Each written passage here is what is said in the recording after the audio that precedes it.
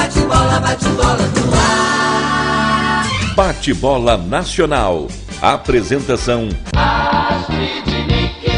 Boa tarde, segunda-feira, 20 de julho de 2023. Em 1941, o Canto do Rio inaugurava o estádio Caio Martins em Niterói.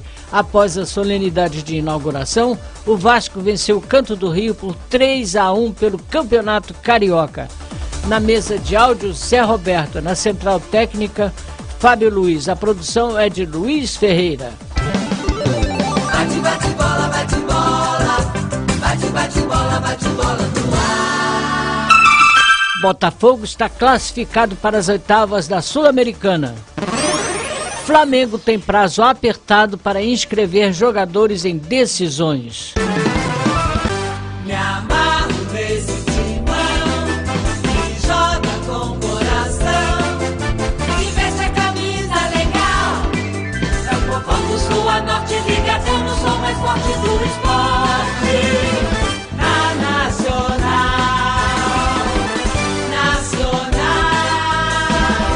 Copa Sul-Americana. E o Botafogo ficou no empate com o Patronato da Argentina e se classificou para as oitavas de final da Copa Sul-Americana. O repórter Maurício Costa traz as informações pra gente. Boa tarde, Maurício. Maurício Costa. Fala, Astrid, boa tarde a você, boa tarde a todos os amigos ouvintes deste bate-bola nacional. O Botafogo já tinha vencido fora de casa o Patronato no pasto lá do campo deles, né? Um campo horroroso, e venceu por 2-0. Chegou aqui no tapetinho, você sabe, né, Astrid, que caiu no tapetinho, já era. Caiu no tapetinho do Nilton Santos, já era. O técnico estreante, técnico Bruno Lage, conseguiu visto, esteve à beira do gramado, falou assim: eu não vou botar meu time titular não, tenho alguns compromissos importantes pelo Campeonato Brasileiro, vou jogar contra o Grêmio, né, sou líder, não quero escapar isso não, e vou botar um time misto. De fato, ele botou um time misto, apenas com 3 titulares, e o Botafogo, logo aos 2 minutos, abriu o placar e ficou fácil para o time do Botafogo. Chovendo, né? Tirou um pouco o pé. No segundo tempo, o time realmente deu uma relaxada, acabou sofrendo um empate, mas em um momento algum o Patronato teve qualquer possibilidade de fazer mais 2 gols para levar a partida para os pênaltis, né? O Botafogo estava muito tranquilo e conseguiu esse empate e essa classificação para enfrentar o Santos na próxima fase da Copa Sul-Americana, né? Um confronto aí, mais um confronto brasileiro de 2 equipes que tem, apesar de o Santos estar numa fase ruim, 2 equipes que têm condições de chegar à final e de conquistar a Sul-Americana. Afinal, os clubes brasileiros são muito, mas muito mais fortes do que os clubes do restante da América Latina. Basta você ver América Mineiro e Colo-Colo. Colo-Colo, líder absoluto do campeonato chileno, chegou aqui, tomou de 5 do América Mineiro, que é o lanterna no Campeonato Brasileiro, né? Então o Botafogo tem muita chance de conquistar essa Copa Sul-Americana, e o técnico Bruno Lage falou sobre a estreia dele ali no gramado. Vamos ouvi-lo. Acho que a primeira palavra que eu tenho que dizer do grupo e destes dias de trabalho é realmente o coletivo que eles têm e a união que eles têm, e é graças a isso e ao trabalho que têm feito enquanto equipa que têm feito este percurso muito bom.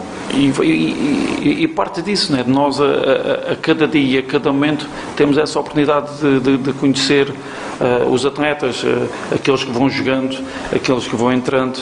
Aquilo que nós prometemos sempre é trabalho, e foi com essa missão que nós viemos, e aquilo que a palavra que mais utilizei nestes 2 dias, está aqui o gatito que sabe, foi de trabalho e dar continuidade ao trabalho, e aquilo que nós vamos sentir a cada momento que podemos melhorar, porque é nesse sentido que nós vemos as coisas, vamos treinando para melhorar. Traduzindo aí, né, o que o Bruno Lage falou, eu estou muito bem, peguei um time organizado, unido, tranquilo, e vou voar. O Bruno Lage está muito tranquilo, diferente de outro clube carioca que tem um técnico novo, coitado daquele técnico. Mas o Bruno Lage está muito tranquilo, né? E falou do Gatito, que estava ao lado dele na coletiva de imprensa, o Gatito que não jogava desde novembro de 2022, 9 meses sem jogar. O Gatito Fernandes, o goleiraço, o Gatito Fernandes, goleiro paraguai, desde 7 de novembro, lesionou o ombro direito contra o Atlético Mineiro. E ele sentiu como se fosse uma estreia, né, Gatito? Bom, muito feliz de poder jogar novamente. Estava me preparando bastante, por se tiver alguma chance.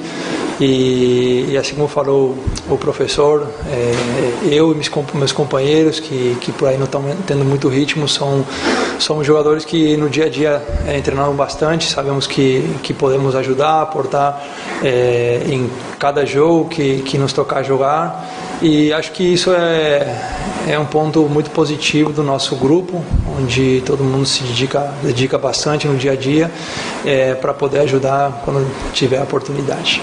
Próximo compromisso do Botafogo, Campeonato Brasileiro, domingo, enfrenta o Santos às 4 horas da tarde na Vila Belmiro. Portanto, o Botafogo prontinho para abrir mais um pouquinho na liderança do Brasileiro. Mário Silva, como você viu a estreia de Bruno Lage no comando do Botafogo? E como a classificação para as oitavas da Sul-Americana pode ajudar na briga pelo título do Brasileirão? Mário Silva. Boa tarde, Mário. Boa tarde, Frederico. Boa tarde aos ouvintes do No Mundo da Bola. Bom, a classificação já era esperada, um empate até certo ponto surpreendente. Você botar na balança as duas equipes. Mas o time do Botafogo foi uma mescla de titulares, 4 titulares apenas. Muita chuva, gramado pesado, apesar do tapetinho, né? E no tapetinho deu 1-1, o Botafogo fez um gol muito cedo, achou que, realmente, como disse o Maurício, fez uma análise correta, foi levando. E agora vai pegar o Guarani do Paraguai, na próxima fase da Sul-Americana, que pega o Santos. O problema da Sul-Americana é que dá dinheiro, dá um certo prestígio e dá passagem para a Libertadores do ano que vem. Agora, é competição paralela. Por enquanto, Guarani não faz muita peso, não. Mas vai ter que jogar meio de semana e tal. Então, realmente, isso pode não ajudar e pode, sim, atrapalhar os jogadores podendo se machucar e uma série de outras coisas. Então, Sul-Americano é bom porque tem dinheiro, que tem passagem para Libertadores, mas o time corre sempre o risco. Maurício, tem informações. O Mário Silva até falou, né? E na hora da falando aqui eu acabei de confundido. O Botafogo joga com o Santos pelo Brasileiro. Na Copa Sul-Americana não é Botafogo e Santos. Como o Mário Silva falou, Botafogo e Guarani. Portanto, não é Botafogo e Santos. Eu tinha falado Botafogo e Santos. Botafogo e Santos é apenas no Campeonato Brasileiro. Perfeito. No dia da reapresentação do Fluminense, Marcelo participou do treinamento comandado por Fernando Diniz e parece não preocupar para a próxima rodada. Este é o assunto do locutor que faz a festa da galera. Rodrigo Campos. Muito bem, Astrid, depois de 2 dias de folga, o elenco tricolor se reapresentou ontem e começou os trabalhos visando o próximo compromisso no Campeonato Brasileiro, 16ª rodada, na segunda-feira, contra o Coritiba, no estádio Couto Pereira. É bom lembrar que o Fluminense hoje ocupa a 5ª colocação na tabela de classificação com 25 pontos, o mesmo número de pontos que a dupla paulista, o São Paulo e o Palmeiras. Mas, pelos critérios de desempate, o Fluminense está atrás do São Paulo e à frente do Palmeiras, todos com 25 pontos. Daí a importância de uma vitória na próxima segunda-feira, para não se afastar muito do pelotão de frente na tabela de classificação da competição.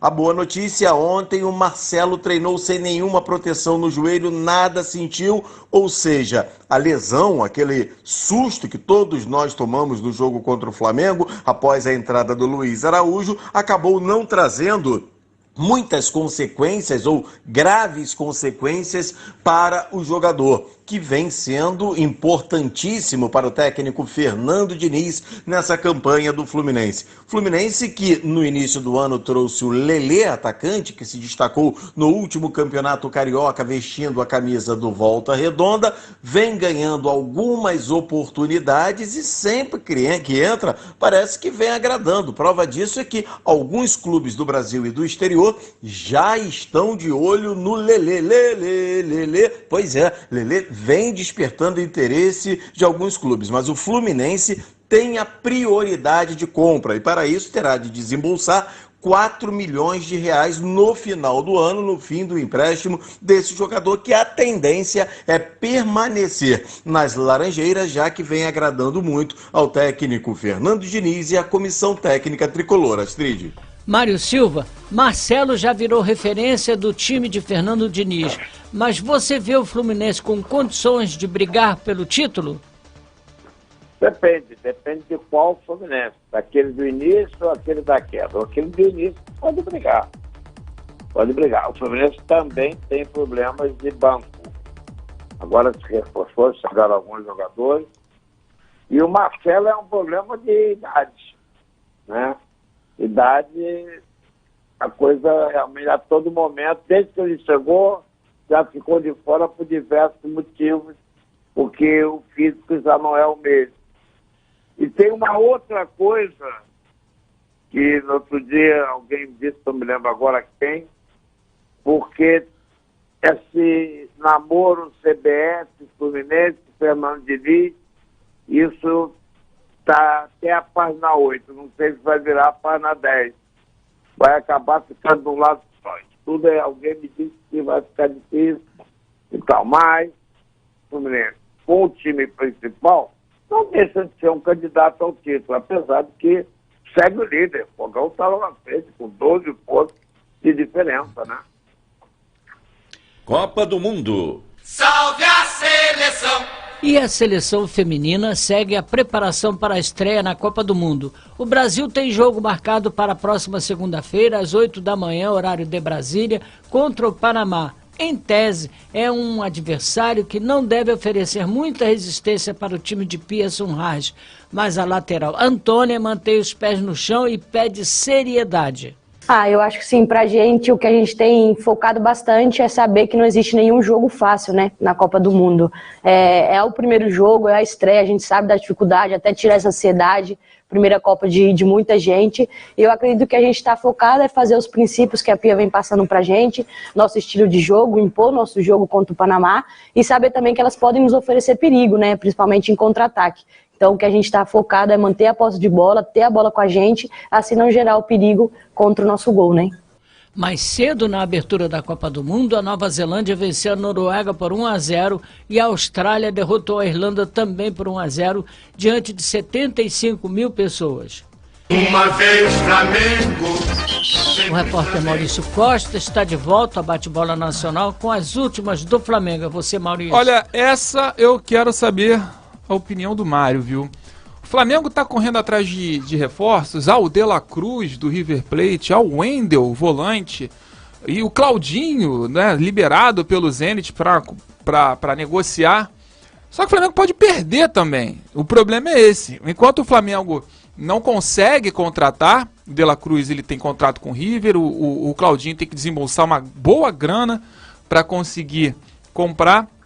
O Flamengo pode perder jogadores importantes. Primeiro vou falar dos jogadores que não são assim primordiais, vamos dizer assim, para o Flamengo, apesar de serem bons jogadores. Matheus França, existe o mercado europeu para ele, o Crystal Palace, ele tá de olho no Matheus França, o valor da multa dele é de 15 milhões de euros, além de 5 milhões de euros em variáveis, uma negociação que poderia chegar a 107 milhões de reais. Então o Matheus França tem esse interesse, uma proposta oficial do Crystal Palace. Outro, Vitor Hugo. Vitor Hugo é um jogador que está bem no time do Flamengo. Quem tem interesse dele é o Lyon. O Lyon da França, o Lyon do John Textor. Inclusive, então o John Textor está de olho no Vitor Hugo, está aqui no Brasil toda hora por causa do Botafogo. E também está de olho no Vitor Hugo, que ele vê semelhanças do Vitor Hugo com o Paquetá. Só que além desses dois, o Flamengo pode perder 2 medalhões. O Pedro. O Pedro é reserva, mas machucou o Gabigol, tá lá o Pedro para fazer o gol dele. Né? Há uma desconfiança dentro do Tottenham, da Inglaterra, que Harry Kane pode sair do Tottenham. O Harry Kane saindo do Tottenham, beleza, abre vaga para o Richarlison, que tá lá, abre. Mas aí o Pedro poderia ser um substituto. Então o time inglês estaria de olho no Pedro. E o principal desfalque seria do Arrascaeta. A gente sabe que o futebol árabe está vindo com tudo, está contratando todo mundo, não tem perdão, contratou inclusive o técnico do Botafogo recentemente, e agora está de olho no Arrascaeta, e o Arrascaeta admitiu que há sim sondagens e negociações. Então, o Flamengo corre o risco de perder 4 jogadores, para mim o melhor jogador do Flamengo, o Arrascaeta, um que poderia ser titular em qualquer time do Brasil, que é o Pedro, e 2 jovens muito bons.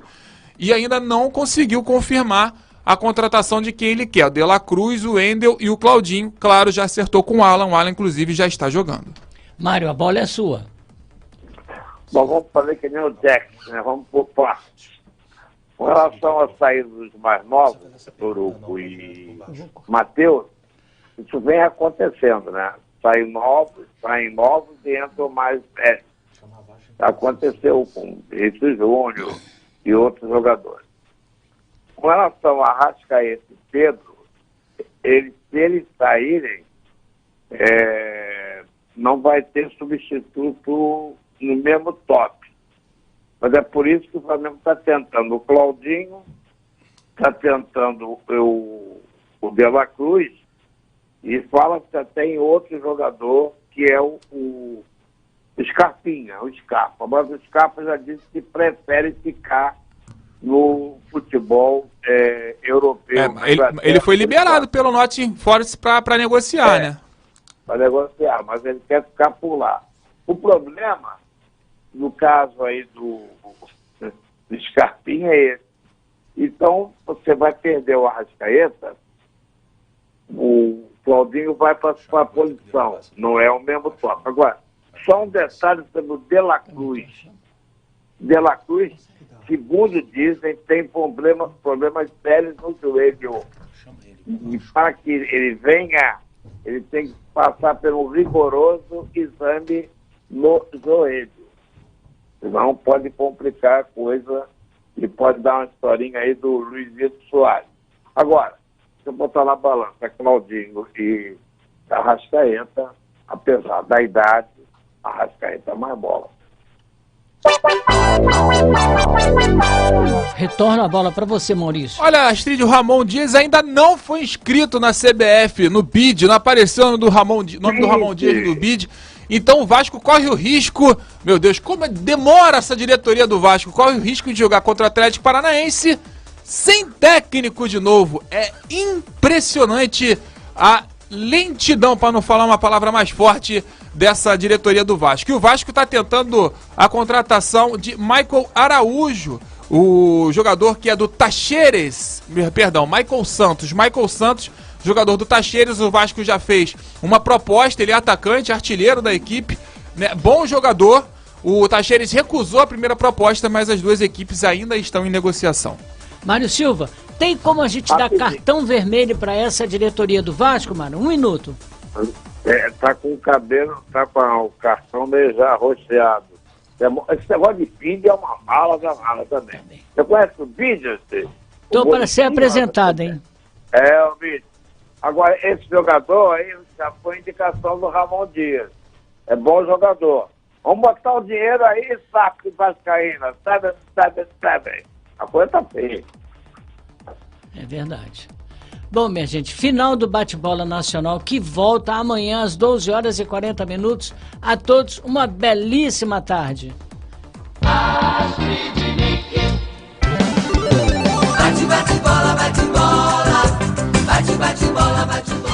Bate-Bola Nacional.